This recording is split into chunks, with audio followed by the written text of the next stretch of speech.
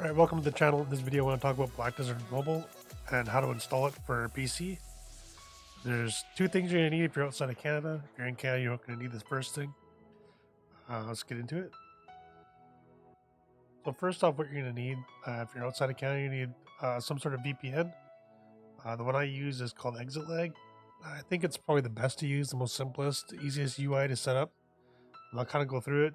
You can go to the website for a free trial.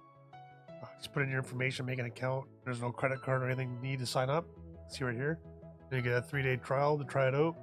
There's some codes around. I don't have one to get 20% off. You can find a bunch of codes around. All right, we'll just configure VPN, kind of show how to set it up for the player for PC for the emulator. You can see it's just analyzing routes, and we'll be setting up stuff here in a second. It's, like I said, it's really simple to set up. You can see it does a lot of different games. It's a really nice UI and layout. The software is really nice. And the reason I recommend it is because it's actually something I use and I know it works. So for emulators, what you need to do is just go to LD Player and then pick your region. Because Black Desert is released in Canada right now, just go to Montreal, click Apply Routes. Once the light is lit up red here, it means it's configured correctly. That's all you need to do. You can see it's running through Toronto into Montreal into the LD Player servers. So that'll link you back to where you need to get. So when you're on the game now, you go to log in, you'll log in as a Canadian user. So you go in through the VPN properly, you won't get blocked. They are region locked in the game right now, so you need to use your VPN if you're outside of Canada.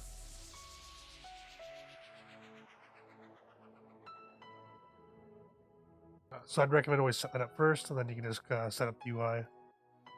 There's some other options here in tools you can use for boosters and stuff. I got it set up to minimize and close on tray. So I just close it and then it goes into the tray here. So you can see it in the tray. It's just easy to use, you don't have to worry about it. Just set it up and close it and just keep it running. I just use it, let it run in the background so I don't kind of forget it's running. The second thing you need is LD Player. This is the recommended player that I would recommend for Black Desert Mobile. So pretty simple. Just download it. Once you got that downloaded, you can install it. Obviously, pretty standard. I'm gonna tell you how to install an application. Follow through the prompts. Install it. If you want it somewhere special, you can change the location. It's not a big deal. I always install it to standard locations. And then you're gonna open up LD Player. It should look like this or something similar to this. It's gonna have some random splash screen here, about random games you can install. There's two things you need to do here before you get here. I have a custom wallpaper going on here, so you can set that up if you want. This is what I use on my phone.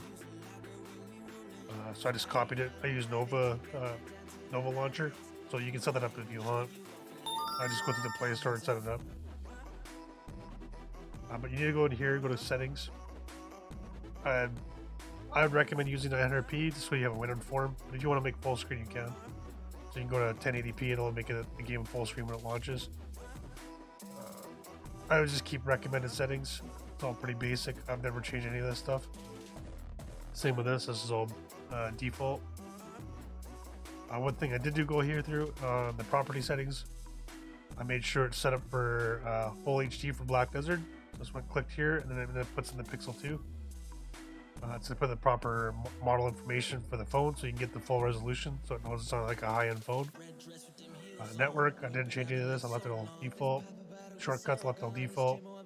All the game stuff I left default. So I left it at 600 or 60 FPS, sorry. And PUBG, I'm not playing it, so I don't care.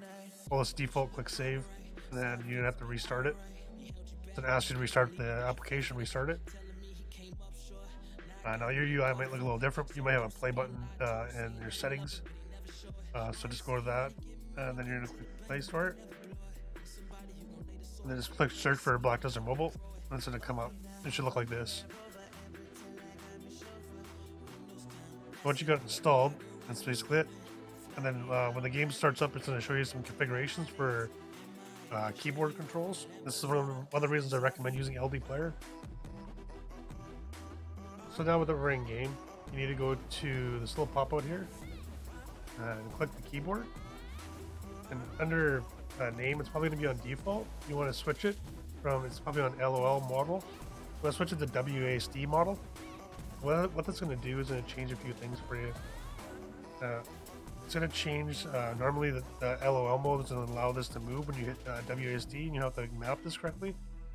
With the WASD model, you actually hit your keyboard inputs, and it'll actually move around. You can see right now I'm not moving the analog stick, but it's actually recognizing that I have a keyboard synced up to the game. And Black Desert Mobile does a really good job of syncing up controllers and keyboard interfaces to the game really well through Android.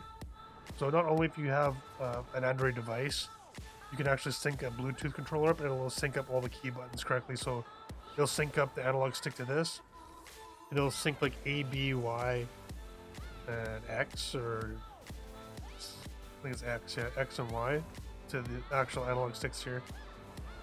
So you can actually switch through this, and then like its right bumper will switch these around, so it'll move these. So it does a really good job even with like a Bluetooth gaming controller or a Bluetooth keyboard. If you're on an actual Android device, or if you're on an emulator, it's the same thing. So what they've done here is actually they preset this for Black Desert, so you don't have to go and remap any of this stuff. It's all preset for you. If you want to go change any of these keybinds to a different keybind, just click right here. You can change this from G to, I don't know if F is down to something, but you can change it to F, right? You want to change this from 1 to Q or something, right? You change this to Q instead of that, or whatever, right? You can remap all this stuff for whatever you want to do. And then there'll be an option right here. It's to show map hints in game. For some reason it's not showing up right now, but it'll normally show like the overlay, so you can kind of remind yourself where the buttons are. If you don't want to see that, you just click this and it'll hide it. There's no other game that does this kind of stuff that I know for the emulators. This is pretty much the only one that's doing this.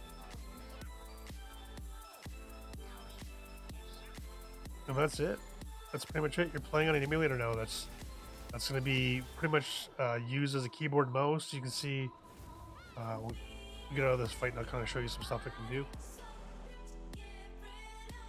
And why I think the LD player is the best. It looks the best. It does proper graphics. It does shadowing and stuff really well, which some of the other emulators that do that. I think BlueStacks had issues with shadows. Nox had issues with shadows at some points. Most of that stuff's been worked out, but LD Player was like the original one to do it. They've done a really good job with that kind of stuff. So graphically modeling, it's doing a really good job. So to scroll up and down to change your view, and left click your mouse, move your camera up and down, move it around. You can also use the scroll wheel to look up and down to change the angle. Another thing you can do with this is if you hold down left control and scroll wheel in and out, you can see when I scroll in and out, it zooms in and out on the screen. So you can zoom out and you can zoom in. So you can get like a really close zoom in on your character, or you can zoom way out. That's how you zoom in and out. So you don't do like, that's how like your pinching is on your screen. That's how you do it in game. Some of the emulators don't do a really good job because you're using this to move around. So if you move your mouse, then you're using this to move around. It actually does your pinch zoom, which screws up the camera angles when you're trying to move around on PvP fights. And like I said, a lot of the bindings are really nice. They're already pre-laid out for you. You just kind of remap them yourself.